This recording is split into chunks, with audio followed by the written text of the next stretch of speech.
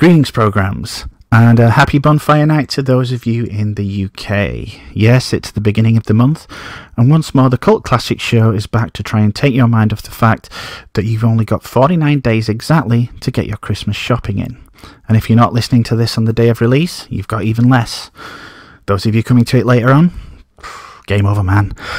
Yes, Monster Month may now be over, and we hope you had a wonderful Halloween. But Silver Screen keeps on rolling, and if you hadn't guessed from the opening, or indeed the thumbnail, come on dude, pay attention, then this month, for the penultimate episode of this season, we'll be taking a look at another poster boy for the very definition of cult classic, the 1982 Disney video game epic Tron. So make sure you've got your identity disc with you for this one, as any program found to be without one will be subject to immediate de-resolution.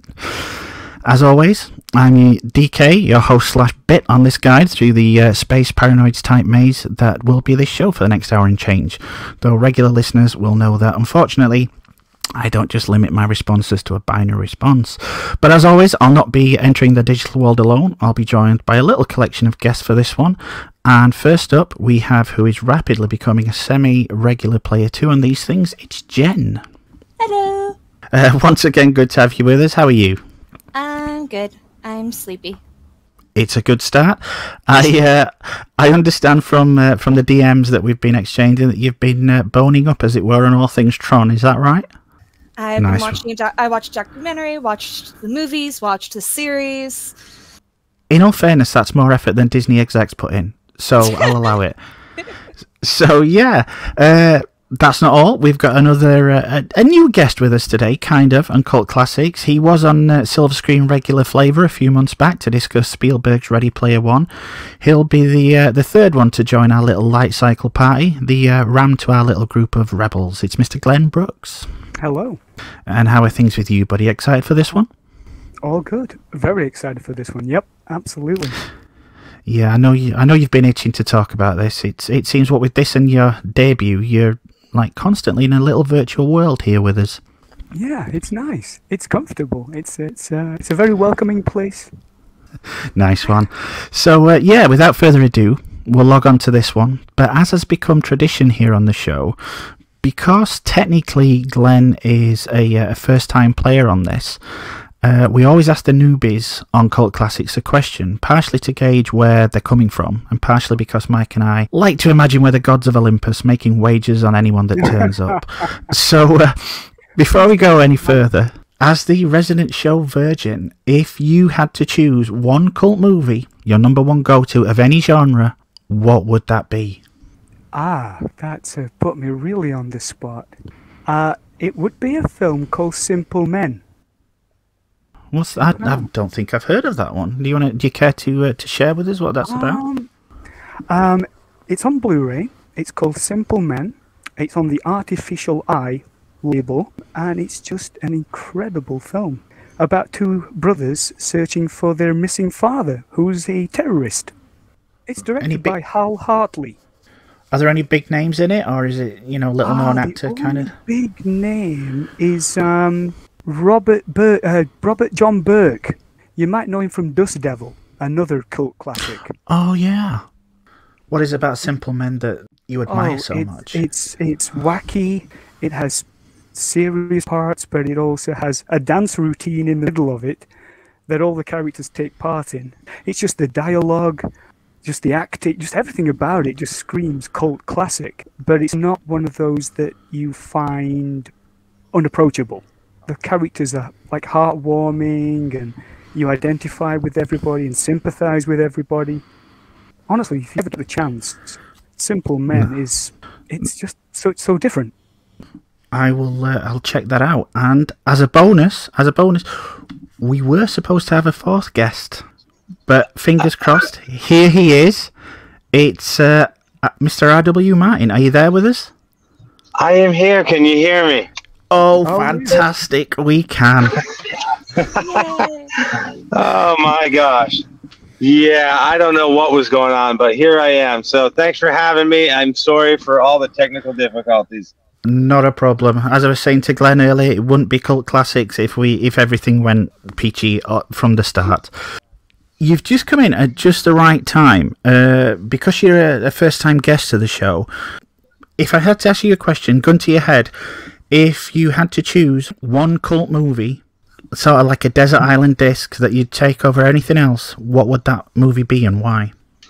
Well, I mean, we are talking Tron, so I guess I'd have to say Tron. I became a Jeff Bridges fan in 1976 with King Kong, and for a while that was like one of my favorite movies. It's my third favorite movie right now. And then Tron came out, and it just, everything about that movie just, I don't know, resonated with me in a way that no other movie has. So I would have to say, if I was stuck on a deserted island and I only had one movie to watch every single day, it would be Tron. Oh, nice one. I should say to the listeners, RW has got the most beautiful, extensive, and I hope he leaves it me in his will, collection of Tron memorabilia that I have ever seen in my life. I mean, this guy has, I'm not going to say has it all, but he's got stuff that you wouldn't believe. I mean, what got you into that, dude?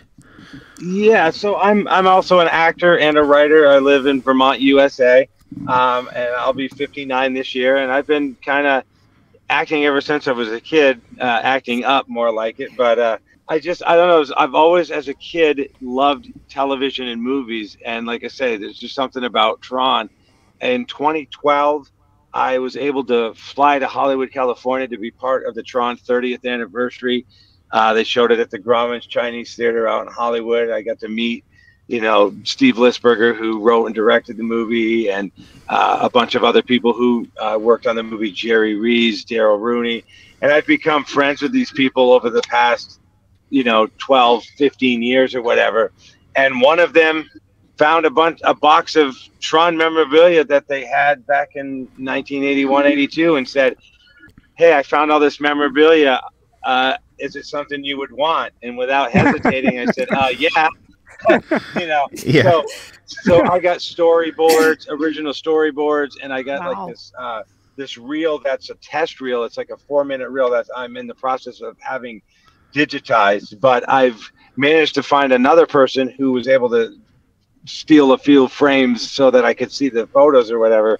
And it's amazing that this person, thought of me to say, "Hey, do you want this stuff?" when they could have picked, any other person in the world. So that's pretty cool.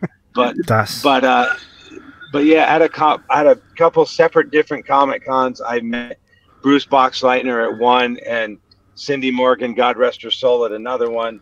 And as I was talking to DK, I do have a couple Jeff Bridges autographs, which is pretty cool.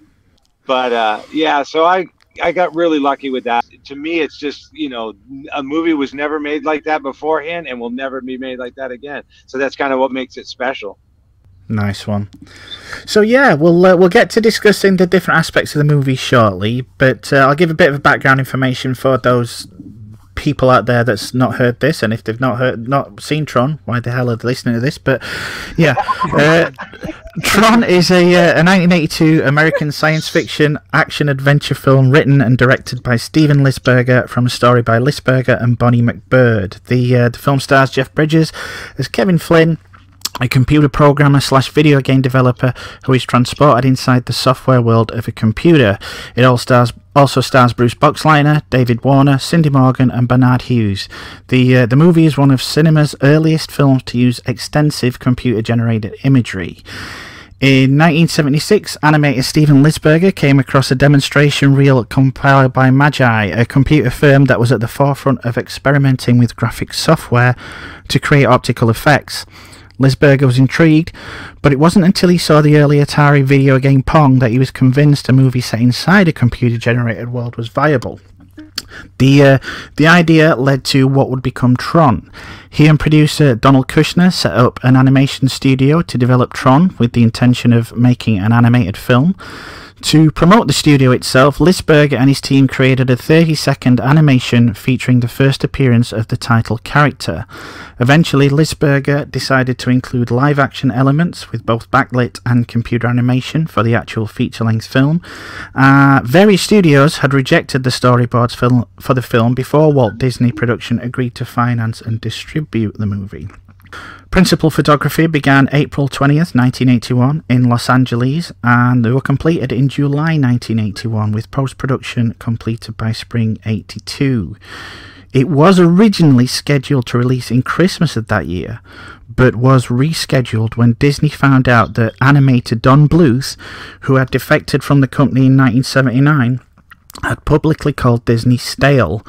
Bluth was set to release his Secret of NIMH feature in July, so Disney had the release date for Tron moved up to July the 9th in the hopes it would crush Bluth's project. NIMH made $40 million while Tron delivered $33 million. However, neither was considered a hit. In fact, the poor return at the box office caused Disney to re-release Tron in February of '83, which produced even worse results. It received mixed to negative reviews from critics, who praised its groundbreaking visuals and acting, but criticised its storyline as being incoherent. It received nominations for Best Costume Design and Best Sound at the 55th Academy Awards. It was, however, disqualified from the Best Visual Effects category as the board felt the CGI was cheating. How times changed. However, it did spawn multiple video games. Over the years, it's garnered a huge and passionate cult following. Looks around everybody here today, leading to numerous tie-in books, video games, action figures, sequel, spin-off cartoon series, a further sequel with development. Tron Ares is currently in production, and Tron can currently be found at Disney Plus, as well as other streaming platforms, as always dependent on your location, as well as physical formats DVD and Blu-ray. Yeah, I had the pleasure of talking to the visual effects director on Tron, Mr. Jerry Rees. He's also a writer and a director, to ask him a couple of questions regarding this movie.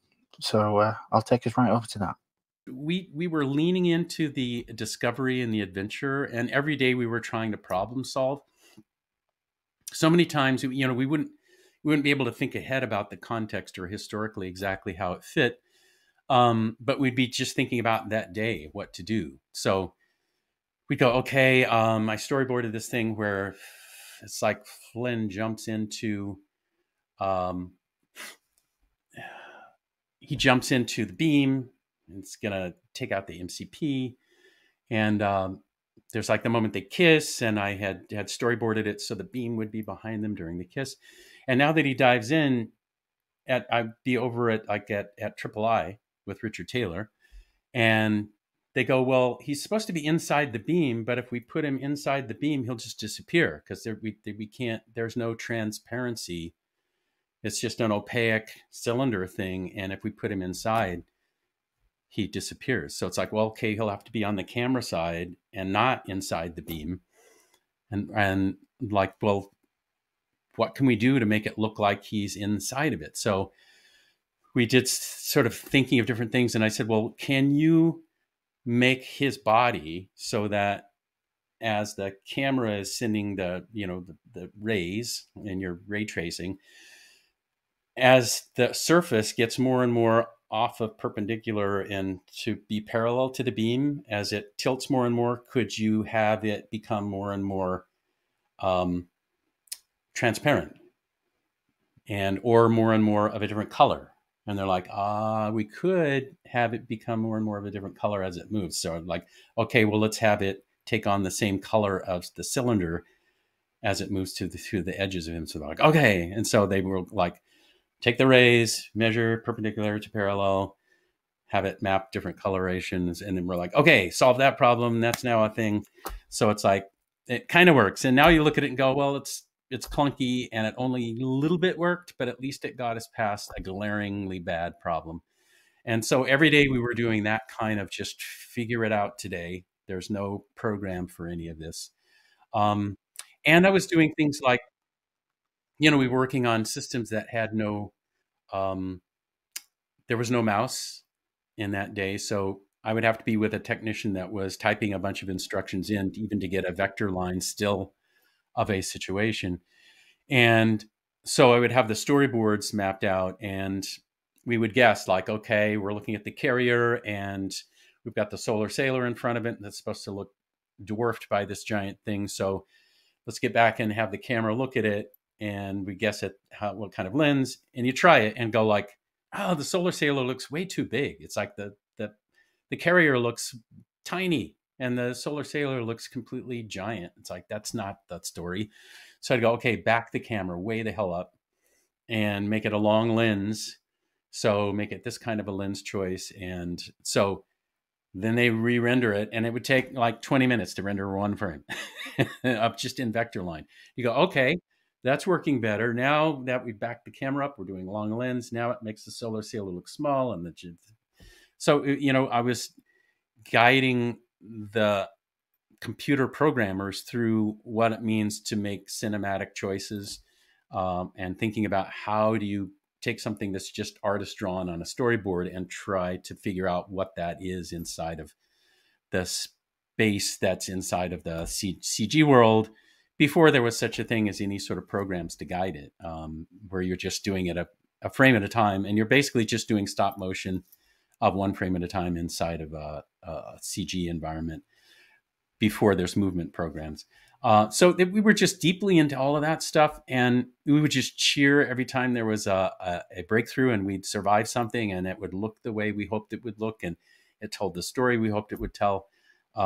So that's really our focus. And we were so grappling with this every day in such a handcrafted way that the biggest shock to us was that while that was our daily life, was just like going down and doing stop motion and then doing math that you would send to people to even get the effect of a force field.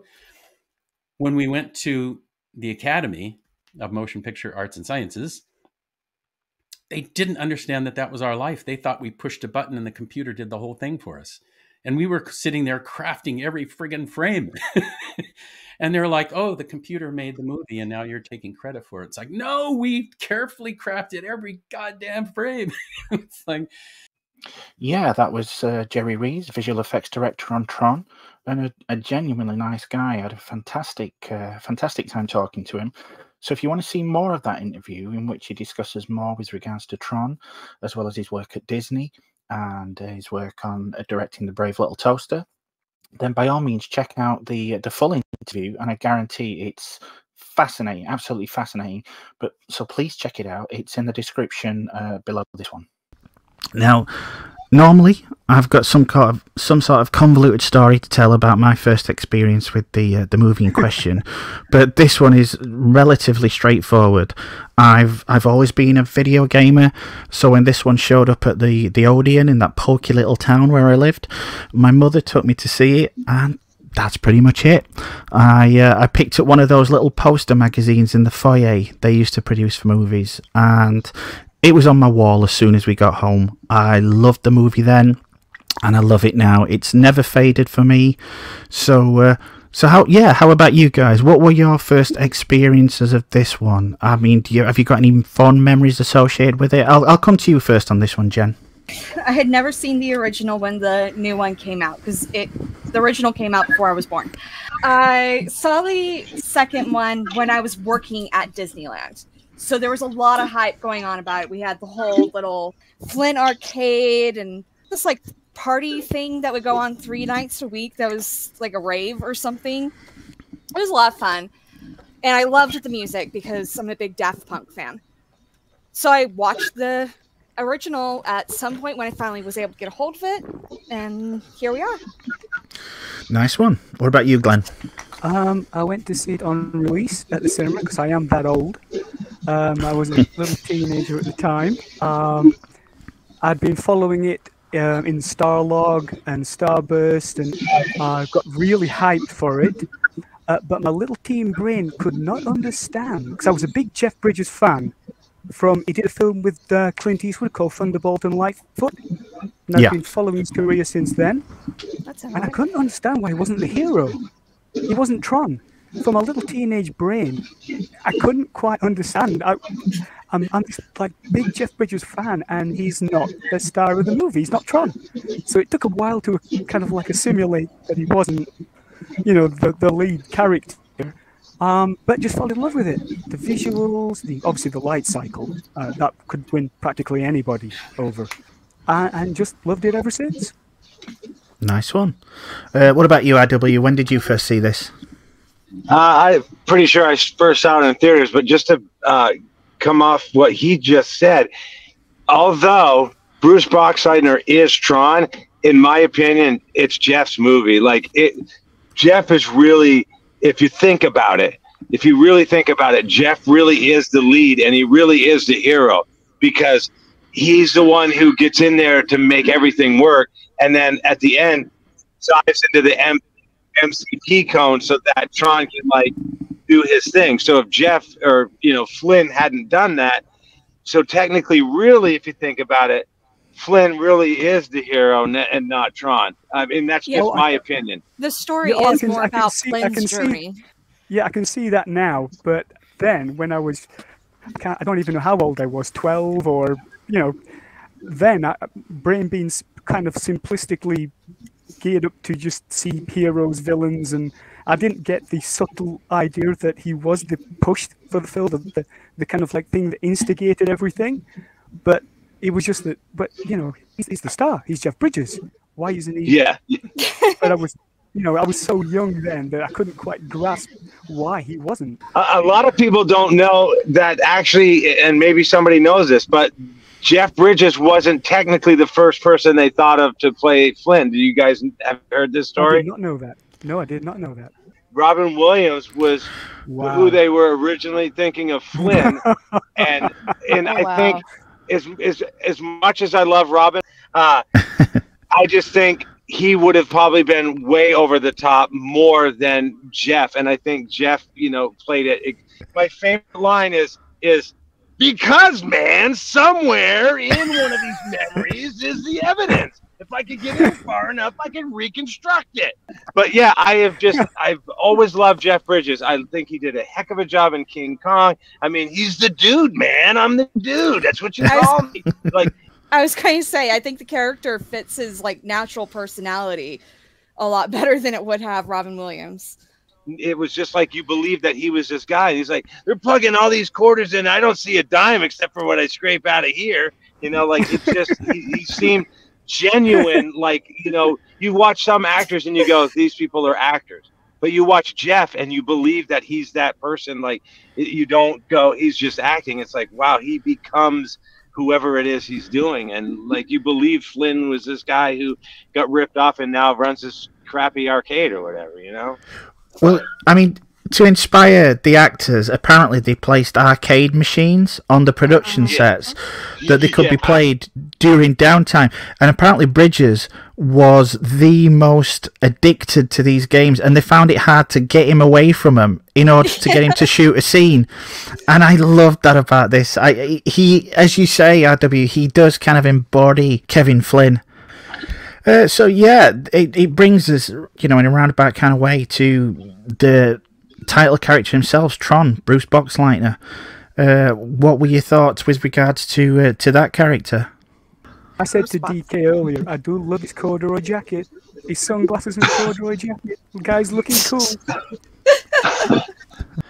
Apparently, the character of Alan Bradley, he was based in part on Alan Kay, the creator of Dynabook. And along with the Stanford AI lab, the lab in the film was based on Kay's lab at Xerox PARC, and it was MacBird's suggestion to Lisberger that they get Alan Kay as a consultant on the film that they were developing. And Kay and MacBird, they actually married later on in '83. So yeah. But I don't know. I don't know if anybody else could have played it the way, and it's weird because we get so used to watching somebody as something, and then you go, well, Robin Williams was supposed to play, Flynn. Oh, that would have never worked. But if we only knew Robin Williams as Flynn, then it would have worked because that's all we would have known. So it's hard to say. I don't think, Bruce was a good Tron. I don't think Jeff was a good Flint, because we don't really have any other thing to compare it to. So as far as we're like, no, Bruce is the only one that could have played Tron, and Cindy's the only one that could have played Yori, and we get that, but we don't know, because I think Kurt Russell tried out for Han Solo, or whatever. So Kurt Russell couldn't have done it, but he probably could have. We just get so accustomed to who we've seen in these roles that we can't picture anybody else in that role. I think he does have the best line in the whole movie, but he says that Master Control has more bugs than a bait store.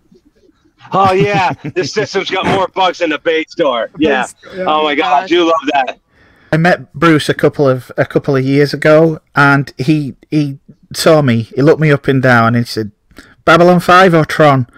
and I was just like, dude, it's everything. It's Tron, it's B5, it's Scarecrow and Mrs. King, it's Bring 'Em Back Alive. But yeah, let's talk about Tron.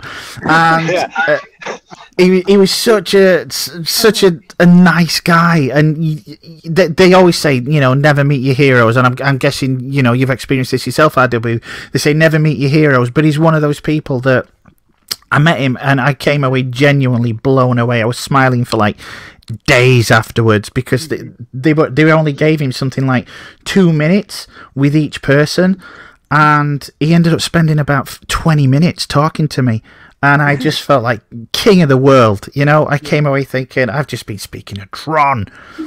But I think we could all probably agree with if any of us ever met Jeff Bridges, we would probably be running that high for like the rest of our lives, because he is just Jeff Bridges, Yeah, I think he's one of those actors that I don't know anybody that's genuinely got a bad word to say about him. He seems universally respected.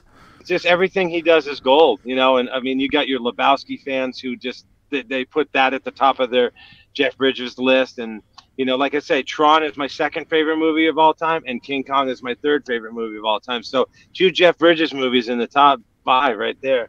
I'm gonna, people are gonna write in and demand I be flogged. What's your first? It's a little movie that was actually being written while they were filming it, with this little unknown star that nobody's ever heard of. His name is Jimmy Stewart, and it's called It's a Wonderful Life. Yeah, so nothing can top that movie. I mean, it's a movie about a guy who's giving up and thinks that his life wasn't worth anything. And I think all of us in some way every day go, is what I'm doing even worth anything? Am I making a difference to anybody? And this guy's like, I'm done. And then he gets shown how many lives he has touched and what the world would have been like had he not been around to do all that stuff. And it just hits you in the feels every time I watch it. So it has to be number one. Like, I cry at the end every single time. Exactly, dude. Going on to Cindy Morgan, did you say you'd met Cindy? Oh my gosh. So she was at a con, and I go over and I go, I've already got your autograph. I was just wondering if I could get a selfie with you. And she goes, what are you going to do for me? I'm like, what do you want me to do for you? And so Larry Wilcox, if you know who Larry Wilcox from the TV show Chips, the motorcycle cops. Oh yeah, of course. Okay. Yeah. So he was like one table over, and she goes, okay, I'll give you this selfie, but you got to do something for me. And I'm like, okay. And I was dressed as a California Highway Patrol officer at this con. So she goes, I need you to go over there and handcuff Larry. And I go, what? She goes, I owe him. You need to go over there and you need to handcuff him and say he's under arrest. And I'm going, I know Larry, but I don't know if I know him enough to go over there and slap handcuffs on the guy or whatever, right? So I go over and I kind of whisper in Larry's ear. I go, hey, Cindy wants me to put these handcuffs on you. Says that she owes you for something. So can I put these handcuffs on you? And he goes, okay. So then there was a security guard there. So we both grab him and I put handcuffs on him. And Cindy's over at her desk going, I got you back, or whatever. And so then she took the selfies with me or whatever. And she was wicked cool. But like, it was just so funny that she wanted me to handcuff Larry Wilcox. So I'm like, if it gets me a selfie, I'll go do it, I guess, But yeah, she was very sweet. Nice one. Well, apparently, according to my research, several actresses tested for the role of Yuri and Laurie, but they were often scared away by the costume, which, you know, obviously was basically a helmet and spandex. Apparently Debbie Harry tried out, but she wasn't cast, and Cindy Morgan was brought in only days before her first scene was shot. And according to I think it was Comic Con Quest 2010, she apparently traded her Yuri costume in the end for a Lexus. Wow. Yeah, I mean, I guess the jock strap things or whatever they had to wear underneath were not Dance really belts. comfortable. Yeah, there you go. Put down. Apparently they were asked by everybody else in the commissary that when they went to wear robes when they went to go eat, because it was leaving a little too much to the imagination when they went to go and sit down amongst everybody else. And apparently, you know, we're going back to Bridges again. He was apparently the biggest star to wear these to wear this thing. Wow. Oh my God. But yeah, I mean, it just, I don't know, again, what it is about that movie. And I think the reds and the blues, even though those were all hand painted, now that we find that out, to me just there was nothing visually really like it until then. I mean, obviously Star Wars had come out before and you had lightsabers and stuff, but to go inside a computer and it was kind of cool. Like, and you got Peter Jurasik and Daniel Shore playing Rom and Ram and all that stuff. I didn't put it in, I didn't put two and two together until the other day that he was Billy the Kid in Bill and Ted. Yep. Yeah. And then what's funny is both Peter Jurasik and Bruce went on to go to Babylon 5 at the same time. Or and David Warner made an appearance in that as well. David was on everything. Star Trek. It was been both Final Frontier and Undiscovered Country. He was in Twin Peaks. He was in Doctor. The dude was in everything. He's in one of my favorite movies as well, Time After Time. I don't know if you guys have seen that one. Oh, yep. The Jack the Ripper one. Yes. Yeah. Yeah. Yeah, I think he plays a blinder in that one. And Bernard Hughes, who I remember, I mean, yeah, everybody remembers him from Lost Boys, but I remember him, I don't know if any of you guys, you might remember this one, Glenn. He was in a TV show back in the day called Mr. Merlin. Of course, yep. Yeah, I just I don't know, maybe a year ago, I found Mr. Merlin on some free channel, and I watched them all because it had been a long time, and that wasn't a bad show, but I always liked him. Like, he was just, you know, one of those actors that you saw and was like, oh, hey, it's Barnard Hughes or whatever, you know? This is for anybody that used to rent videos in the 80s. I was going down the cast, and again, don't quote me.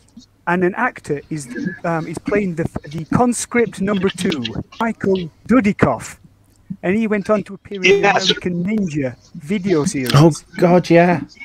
And one of the stuntmen was, oh man, I had his name, but he ended up being the stunt double for Mr. T on the A-Team. So and then Jackson Bostwick, who played the original Shazam, was one of the guards. Yeah. So like these people who were really I wouldn't say nobody because that's not a good word to use, but they weren't known, did Tron, and then they went on to do other things, which is pretty wild, you know. I do have to say this. David Warner. I mean, I love Warner in this, but apparently Peter O'Toole was approached to play Dillinger and Sark, but after reading the script, he wanted to play Tron.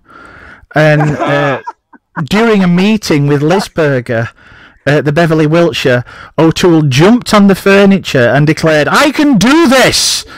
And then he claimed he wanted Tron on his tombstone right next to Lawrence of Arabia. And I just, you know, that's another Robin Williams thing. I just cannot imagine. I'd love to see a version, but yeah. I mean, with regards to with who we ended up with, you know, obviously Bridges, Boxleitner, Warner, et al. I mean, is there a standout for each of you in this, or is there anybody that we may not have mentioned that you want to draw attention to? And I'll come to you first, Jen. I liked the cast. Even like the loss of the character Ram was sad. Okay, I would have liked to see like maybe 5% more of it. Yes. Yeah. He just kind of came did his little shtick, and then it was over. Yeah. Yeah. It was a cute little like side character relief thing, but it's like I would like to see just a tiny bit more. But you know, it's like how much can you really do with a binary character that can only say yes or no? That's fair enough. What about you, Glenn? Just Jeff Bridges again. We come back to Jeff Bridges. Unfortunately, you can't escape the fact that he just holds your attention anytime he's on screen. You can really only concentrate on Jeff Bridges. It does some of the weirdest kind of like when he's sneaking into the factory. He does this weirdest walk. I love that when he's like doing the tiptoeing across the floor. I love that. It's so cartoon-like. Yeah, he probably came up with that. I mean, nobody's going to know he's there because he's walking so strangely, so you can't see him. He's invisible and the music just kind of like plays along to the way he's walking. Yeah. Yes, my editor Nick, he mentioned that. He says my favourite was possibly when they're sneaking into Encom, and they actually do the cartoon tiptoe sneak run to avoid the guards. He says, I do have to read this out from Nick as well. You know, he says, also, Alan and Laura agreed to some massive corporate espionage awfully quickly. He says they just didn't mess around then. Let's move the plot to where everyone wants it to be, and let's just not worry too much about it. I love that about the film. That's one of my... There's no big expedition bumps. No. They tell you... There's no backstory because they tell you that Flynn and Laurie had a relationship within one line as they're going into the arcade. Yep. They just move everything. Like, what did so you ever smoothly. see in him? I do like that. Does she still leave her clothes all over the floor? And she goes, no. And she goes, Alan, and he goes, well, not that often. Yeah. The film just flows. It's beautiful. The way it's kinetic, it just keeps moving forward. All the information's They there. did great chemistry between the characters and just set it up and everything. It worked well. I think the fact that they had to take so long in making it made it nice and give them plenty of time for any editing as well. But as you say, the storytelling was pretty economic. They get from A to B rather quickly because they know what the audience, as Nick says in his little thing I've just read out, they know what the audiences want and they want to get there as quickly as possible and they give it what they want. And I do like that with regards to the writing. And I think Lisberger and McBird, who I've got to shout out, was obviously a computer programmer herself, did some really good writing with regards to this. I know it's not to everybody's taste, and I know it's probably nostalgia and rose-tinted spectacles looking back, but I love it. As you say, they're not going around the houses in order to get to where they need to be.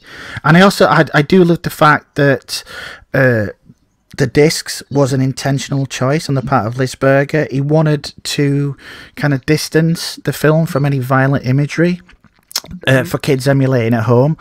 So he figured the worst they could do was like bean themselves in the head with a frisbee. Yep. Right. So there was a frisbee champion that lived out in, I believe it was in California. His name is Sam Schatz. Schatz, and he was a frisbee champion. So he showed other people how to like throw the frisbee and make it look real. Here's the money question: when the Solar Sailor is going across, you see Mickey Mouse on the grid. How long did it take? How long did it take you guys to notice that? It was only a couple of times for me for that one. I did notice the little Pac-Man when it starts in the cruiser. The actual map. There's a little Pac-Man doing his and they can hear the Pac-Man sound effect. Apparently the recognizers, they were modelled after a hunched over Donkey Kong from the original arcade machine as well. Really? Yeah. That's cool. Yeah, there's that scene where Flynn's recognizer basically falls into pieces and he kind of stumbles out. Like some people are missing arms and legs because of the way they green screened or black screened it or whatever. But black screen. It's a computer world, and like Richard Taylor says, anytime something glitched in the computer world, it was just a glitch. It was the computer world. So it all, it's not like, oh, you messed up here. No, we meant to do that.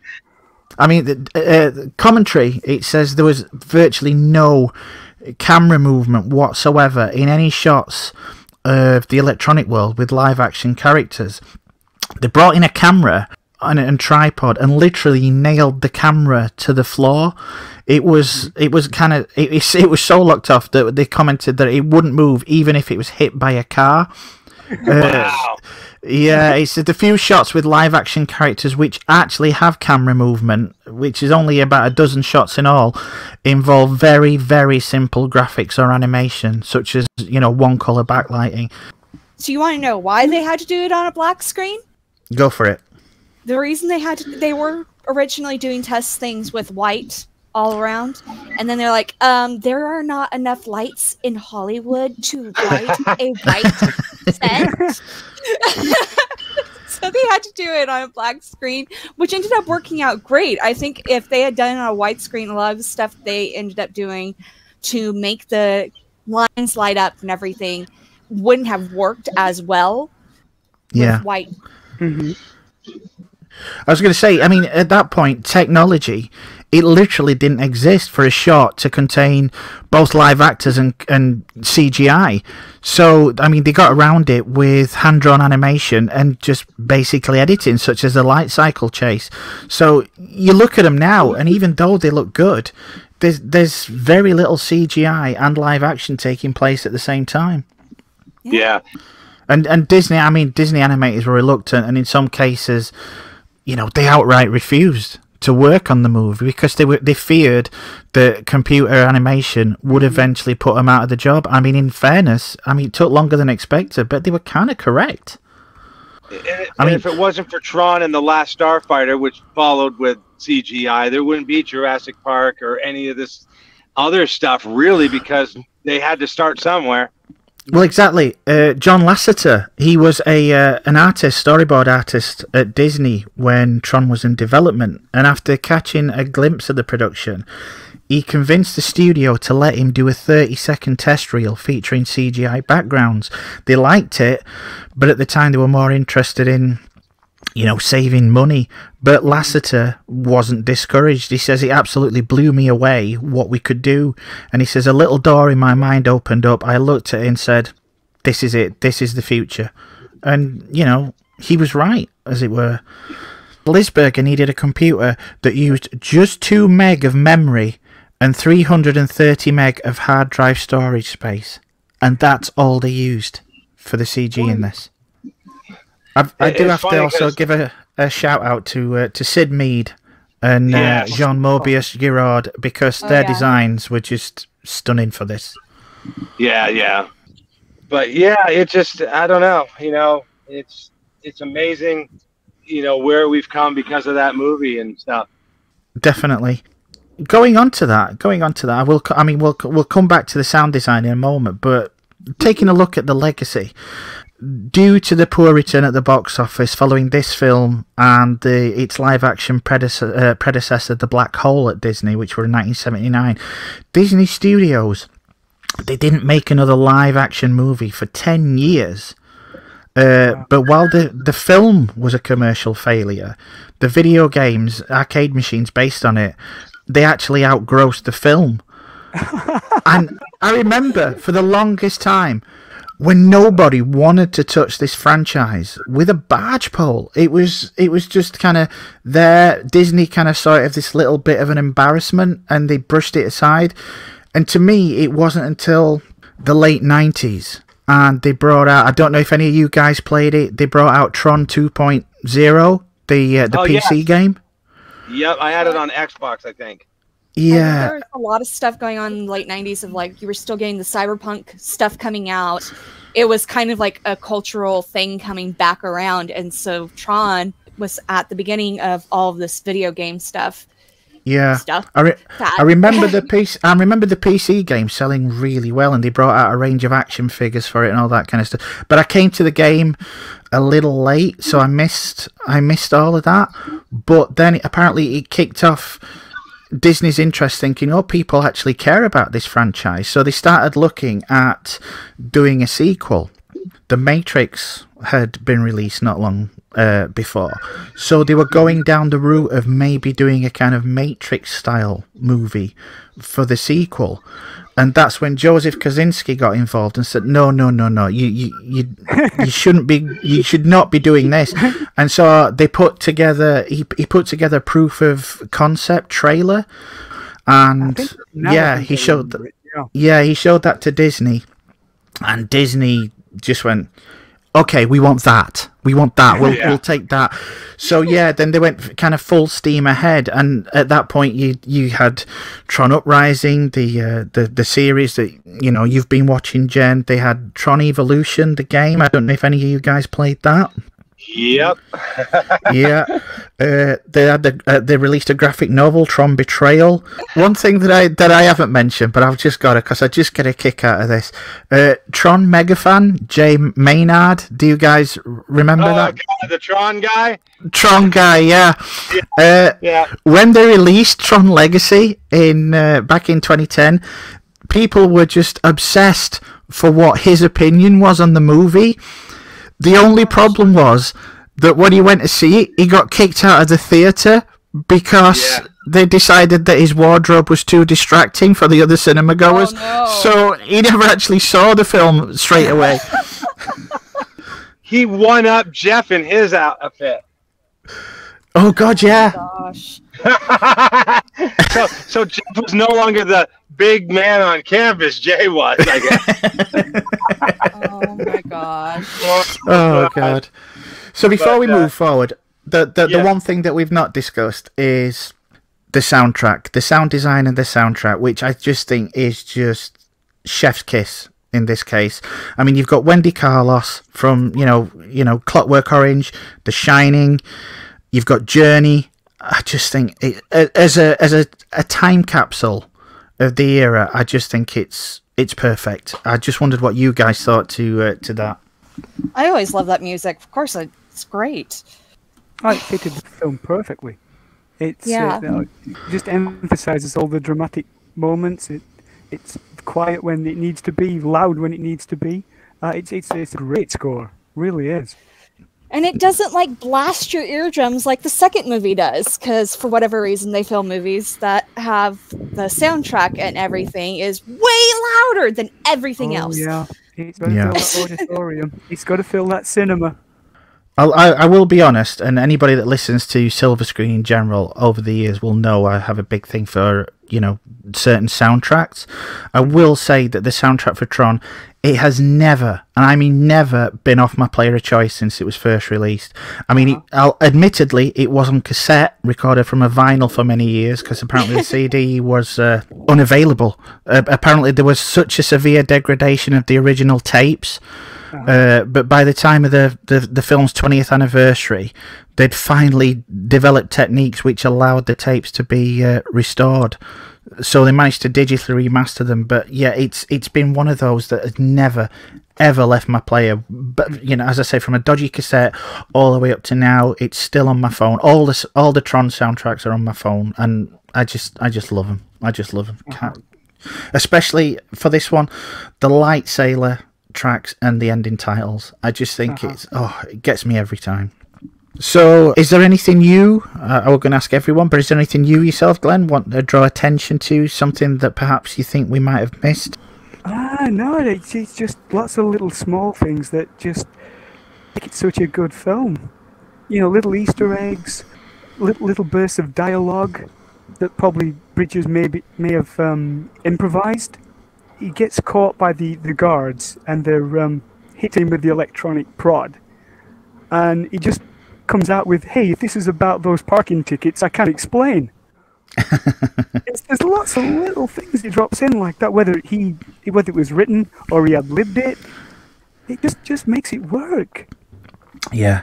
Even little lines like that. Now that is a big door. It just gives the character depth.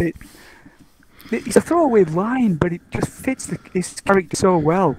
He's in this serious situation, yet he's still light-hearted. He's still just joking. Yeah. Death could be just around the corner, yet he's throwing out one-liners. Yeah. Despite its lackluster performance at the box office, it's now regarded as a cult classic. Do you personally think it deserves that label, and why do you think it's gained that notoriety from audiences over the years? I think, again, it's just timing. Whether the conditions were wrong or people weren't ready for it. Sometimes they release a film and nobody's willing to accept it. Then, over time, it's just embraced by a certain small part of fandom. And then it grows because they'll show their children or they'll show their friends, and it slowly starts to snowball into something that becomes a cult classic.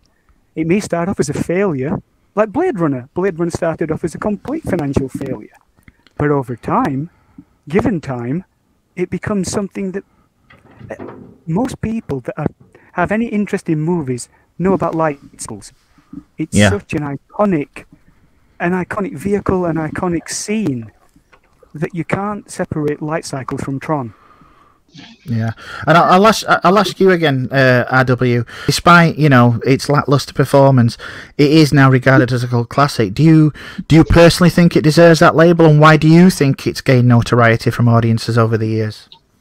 Well, I mean, I think it definitely deserves that because it was groundbreaking, and without that, and I mean, there's some pretty bad movies out there today, and unfortunately, we owe that to Tron because they did the CGI thing, and now everybody relies on it. And again, as I had said earlier, I think CGI should help. I think you need a good story, like It's a Wonderful Life. That's a great story, and if they had CGI back in the day to make that movie, better, then great. But don't use CGI to make a movie. Use a good storyline and CGI to enhance that experience, like with Mandalorian and Fallout and all these other shows that are coming out. If you don't have a good story and you don't have good characters, and I think when we try to just write a movie and see how many cars we can roll over 100,000 times or how many things we can blow up, that's not a story. That's just visually cool. But we need a story, and Tron had a story to tell, and I think that's why it's endearing. I think that's why it lasted so long, because it actually has a story to tell, and I do believe that it does deserve cult status. There's a bunch of movies like that. Adventures of Buckaroo Banzai, Megaforce. There's a bunch of shows that didn't do good at first, but then people rediscover them. And how about you, Jen? I definitely think it has earned its title. I think it's gotten more noticed because more people play video games now. It's more of an accepted culture. The community has definitely grown, and the ability to even just talk to one another. So people are able to relate to it more than they did when it first came out. And, when it first came out, person that played video games was kind of looked down on. So it's kind of more of a cool thing to do. It's, people can openly say, hey, I like this. Nice. What is it for you personally that does it with regards to this film? What is it that gives you goosebumps, so to speak? I mean, and this could be anything from a technical point of view to something more personal. What grabs you on this one? I'll ask you first, RW. Okay. I mean, again, Jeff Bridges, been a fan since '76. But I just think everybody, as we've already discussed, everybody did what they needed to do the way they needed to do it. Like Barnard Hughes. Did you hear what you just said? You said, here goes nothing. But what we actually plan to do is take something, turn it into nothing, and turn it into something again. Yeah. So you might as well have said, just the orange. That whole character, everybody knew what they needed to do. But yeah, again, Jeff Bridges fan, loved Bruce's performance, loved, supporting characters. Like, you think you're just going to blow me away, don't you? When they did the thing. And then you can see that Flynn's like, no, I won't play this game because he's not going to kill this guy, because that's just showing he's got compassion and he's not going to wipe this guy out. And then Sark wipes him out anyway. Just those little pieces of acting that people did that weren't huge contributed to what we saw. And like when Ram dies, you're like, oh my god, Ram's dying. And and what's weird is, why couldn't Jeff save him? If he was a programmer, why couldn't he save Ram? And that's the one thing in that movie that I never understood. He can fix the recognizer, He can do all this other stuff, but he couldn't save Ram. Yeah. Nice one. What about you, Glenn? Like RW just said, Bridges' just charismatic performance. You can't help but like Flynn. It's his enthusiasm. He's in a life or death situation, and he's still throwing out one-liners. He's still got that absolute, you know, he's in his own, almost he's in his own creation. But it only takes him milliseconds to kind of like understand where he is and just get on with it. And of course, all the design work. I mean, DK knows I love design work. The tanks, the light cycles, Sark's carrier. Just the look, it's beautiful, and the pace is perfect. It doesn't slow down. It doesn't sit there and say, "Well, this is happening," or "This character's doing this because." It just, as RW said, it does its job, and it does it beautifully, streamlined. Yeah. And of course, there's Godzilla's Sark at the end. I mean, there's this Godzilla-sized Sark stomping around. It's just, I do have to say, that's what gave it in the end its PG rating. When Tron hit him in the head. And there's it's Lisberger claims this is the shot that gave the movie its PG rating. He says at any time you have brains spilled, electronic or not, that's going to send the rating up. So and when I was talking to my buddies who made Tron, they said those were all clock pieces that they found that they used for the inside of his head or whatever. So that's pretty cool. Wow. That is awesome. You know, it's a good story. I like the designs that they chose for it, and how they filmed it is really interesting. The doing the black and white and then having to do the shifts and adding the color. It's just really cool seeing it as this technological marvel of filming at its time, and it's an entertaining story. Jeff Bridges playing Flynn is fantastic. I love it. Nice one. I've got to mirror what you guys said. Everything about this. I mean, you've got movies like Ready Player One that may want to take the crown, the video game crown in recent years, but as a young gamer, this was the world I wanted to play in, and it still holds true through the movie when I watch it now, the spin-off media, the performances, they make you believe in it, they're incredibly personable. And the look of it, even now, I know it's very dated to modern audiences probably, but to me, it's just chef's kiss. Whenever I listen to that Carlos soundtrack, I am instantly transported back. So just everything about this just grabs me and just holds on. So, yeah, that's us. But what about you out there? What did you think to this one? We asked you guys on our socials to give us your opinions, and you answered our call once more. So I'm going to head over to Vian to hear your thoughts. Vian, what did the audience think of this one? What did you think of this one, for that matter? Hey DK, so looks like there was actually some pretty spirited debate in the comments about Tron. I personally first became aware of it during what some of you might know is one of, I won't say the greatest, but one of the greatest Treehouse of Horror episodes of all time, where from The Simpsons, of course, their Halloween specials, where Homer goes into sort of a 3D dimension, and it's kind of like, has anybody seen that movie Tron? So that was my introduction to Tron. And I still haven't seen the whole movie. I've seen bits and pieces here, but I've seen enough of it referenced in pop culture to have an idea about it. But it looks like people either really like this one or really don't. And there's a little middle ground here. But Rick Cowling says, seminal and genre defining? Yeah, I'd say so. But at the same time, it does appear more than a little bit dated now. I still have a fondness for it, though. A great soundtrack as well. That was something a couple people touched on, was that it has a really good soundtrack, and I'm a sucker for a good soundtrack, so I might have to check that out. Let's see. Douglas R. Reynolds. Yeah, it's a genre-defining movie, and compared to today's CGI, it's very much dated. But I think that's its charm, too. I watched it on Disney Plus 2 years ago, and the story is a solid story. Entertaining, not hokey like a movie like that can be. Solid soundtrack, the acting is great from a cast at the time was relatively unknown. I don't know if Tron is in my top 10 sci-fi movies, but it's in my top 20. And then we have a couple of little comments here. Paul Whittleton, watched it at the cinema, never been a fan myself, so would give it 2 out of 5 stars. While Andrew Dockrell, 4 out of 5, still a great film. Mark Lowens, I remember my dad taking me to see this, loved it then, still love it now, 5 out of 5. Tanis Fenrir Harkonnen, 5 out of 5, such a great film. Arnold Brune, still excellent. John McDonald, still love it, 5 out of 5. Ryan Young loved the sequel despite the uneven reviews, so something to think about there. People even chiming in on the sequel.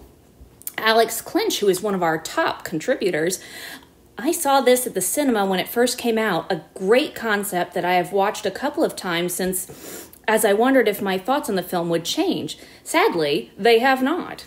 Great concept, but poor script overall. Could have been a classic, but it's hard work and quite dull. Really wanted to love it, but 3 out of 5 in my opinion. Sequel was also poor.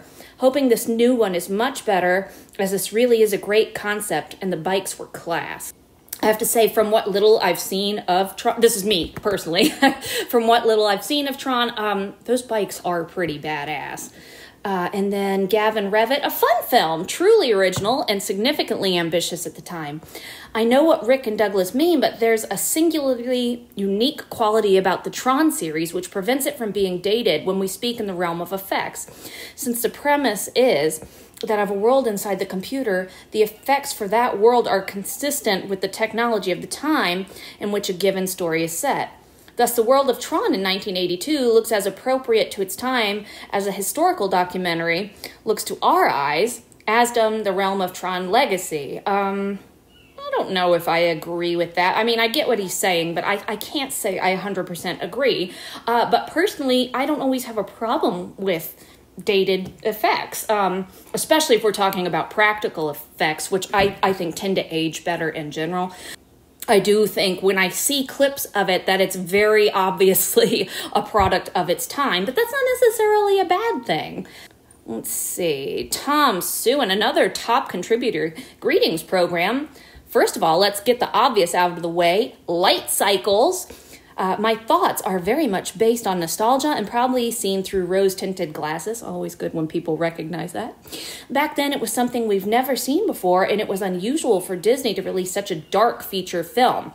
Special mention must go to David Warner's performance as Stark Dillinger. Oh, see, now I'm sold. I love David Warner. I'm going to have to go back and watch it. Tom continues. The music and sound effects are spot on. Because it was produced in the infancy of CGI, the effects haven't dated that well, but there are some memorable phrases. See you all on the game grid. End of line. And then Christopher Page finishes us off. In its day, this was something that no one had seen before. In the 1980s, it would easily be a 5 out of 5, but as time has passed, it obviously doesn't hold up. The story is okay. The acting is okay. It's still a fun movie, and I enjoy it plenty, but much of that enjoyment is due to the fact that I know it was a first of its kind. In 2024, I'll give it a solid 3.5 out of 5. So I think we kind of have a lot of different perspectives on this, and it seems to me that the people who are really ranking it highly are doing so out of a nostalgia factor rather than it really being groundbreaking or being, well, maybe it is groundbreaking, but hasn't held up as much as others in a similar genre have done. So love to hear what you guys think about that. Keep the comments coming. So back to you, DK. Thanks, Vian. Some interesting opinions there. A couple that I do have to shout out. We've actually got a couple from fellow Silver Screen alumni here. And we'll start off with our editor, Nick. Nick said, as a somewhat geeky and awkward computer game-playing kid, I loved Tron when it was released. It was right up my street. Frankly, as a somewhat geeky and awkward game-playing 50-something, it still is. I'm willing to admit my favourable opinion of the film is coloured by enjoying it all those years ago. It was hugely influential at the time, not necessarily for its storytelling, but for what it meant for the future of filmmaking, inspiring many who would go on to do big things in the industry, including Pixar's John Lasseter, who took not just the concept of computer-generated movies, but also the idea of things having feelings. Some of the acting is a little awkward and quite broadly played, but particularly Jeff Bridges and David Warner do convincing work with a fairly silly plot and some pretty ripe dialogue at times. It's definitely better not to think too hard about what I will generously refer to as the science, but for me, it's always a good time even now. I find it easily rewatchable, and it has a wonderfully stylish aesthetic. It was incredible at the time, honestly, and the little guys win against a big, uncaring corporation, which I'm always down for. End of line.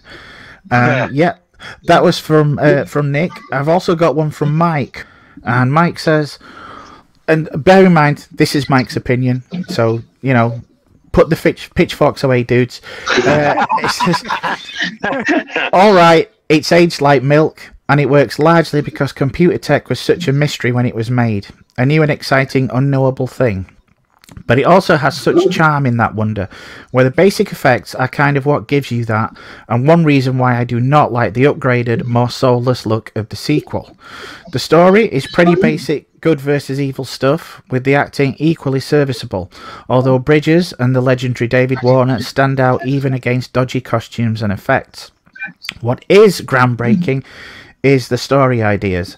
They may not seem too exciting now, but this film inspired everything from The Matrix to Ultraman, and honestly, it may look like a feature-length previs now, but at the time, the realisation of these ideas really was cutting-edge and mind-blowing. Objectively, I can see how it probably won't impress younger generations, but it just captured the imagination of those of us who had a pre-internet childhood.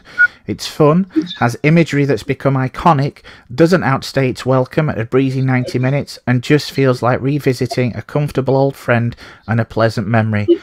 And he also finishes with end of line. But yeah, I mean, thank you to everybody who took the time to let us know what they think. And if you're slapping, you know, your hands to either side of your face, scream like because you didn't get your thoughts to us on time, never fear. Either let us know in the comments or on our socials. We're always listening. As always, the links to any of them, and there are a few, is in the description.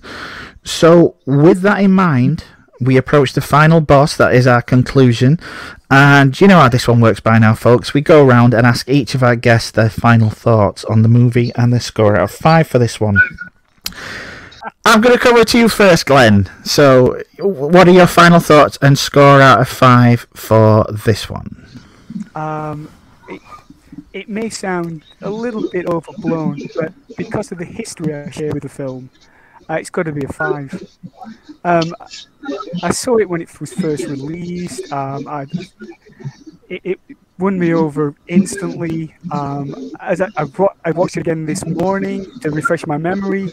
It doesn't look any older. It still looks sharp. It still looks beautiful. And it's not weighed down by any pretensions. It just moves at a wonderful pace. Everybody does a cracking job. It's just a joy to watch, a repeated watch. Yeah, I love this film. Nice one. RW, what about you? I mean, I agree exactly. I mean, again, being a Jeff Bridges fan for most of my life, and then seeing this, and you know, just the colors and the, you know, just everything that we've already talked about, the performances, the visuals, you know, the design. Everything worked, and it's amazing that, you know, 3 different early CGI companies. So it was all these different companies working together, and even though it was different design companies, it all worked together that you couldn't tell that it was a different company doing it. But it just blended really well. And again, although it's my second favorite movie of all time, it is my most watched movie of all time. So it gets the #1 spot as far as that goes. But, you know, it's just, I don't know. I just think everybody's performance was spot on, and it's what the world needed then to get us here. And if that movie had been made with better CGI, I don't know if it would have been as cute as a movie, or I don't know the word I'm looking for, but I don't think it would be if there was too much CGI, I don't think we wouldn't appreciate it as well as we do now. It was exactly what it needed to be. Nothing less, nothing more. It was exactly what we needed, and it worked. Okay, score out of 5 then? Yeah. Oh, sorry. Yeah, 5. It'd be like a 10, but 5 it is. Yeah. Nice one. Cinema can be a very personal thing. So much so that it can occasionally be difficult to remain objective. This is one of those times. I can fully appreciate that this may not be perfect to everyone, but flaws aside, it is perfect to me. As a young gamer, completely hooked on my Atari 2600, this was everything. Yes, Luke Skywalker and Flash Gordon may have been larger than life heroes, but Kevin Flynn was the hero I could identify with, a hero I could be, and the dude was as hooked on gaming as I was. To see him played by Jeff Bridges was a revelation, but it's not just Jeff. The cast, though small, is exceptional and made me a Boxlighter and Warner fan for life. Tron is the Spartacus of the video game world, and I was all in. In fact, I think the first thing I ever wrote or attempted to was a sequel to this thing just a couple of days after seeing it. The look is still unique, and while dated in some respects, it's still unmatched in others. That light cycle sequence still takes my breath away. Yes, the plot may lag occasionally, but I honestly just don't care. And coupled with that sublime Wendy Carlos soundtrack, to me, it's one of the all-time greats. I love it wholeheartedly. We had a guest on earlier in the year who stated of the movie he was reviewing that he just loved to be in that world. Well, that's Tron for me, and that's why, objectivity be damned, I am giving this one my first ever Cult Classics 5 out of 5. Yeah. And finally, we'll come to, Jen, can I have your conclusion and score out of 5, please? I would give it a 5. I feel bad that I didn't know about it until the second movie came out, but it still holds up. Even thinking about how computers are even smaller today than they were back then. They were, fill a whole room back then. It's still valid. I mean, you still have the whole thing of figuring out an entire world that exists inside of technology. It's cool, and I like it, and I like video games, so it's kind of a neat mesh. Yeah, that's what I think of the movie. Nice one. Which, not hard to see. Adding everyone's score together, it might be controversial, but it gives Disney's Tron the first ever cult classic perfect score of 5 out of 5. So I will say it is another one of those that, despite not being a smash hit at the time, it has stood the test of time for better or worse.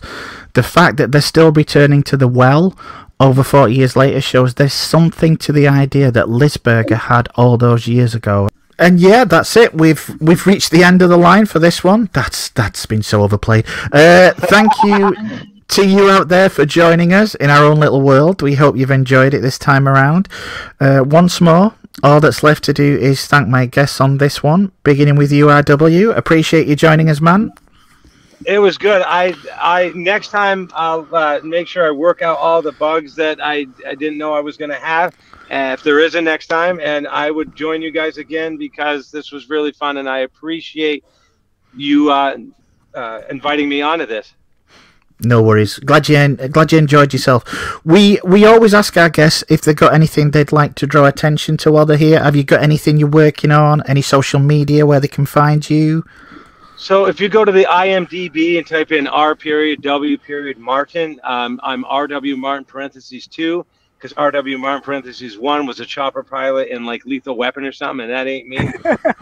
And you can see all the stuff I've done, all the stuff that's coming up, and you can find me on Facebook at facebook.com/VT, like Victor Thomas Actor 007. So VT Actor 007, Facebook.com, and then that VT Actor 007 is everywhere else. Instagram, TikTok, Twitter, wherever.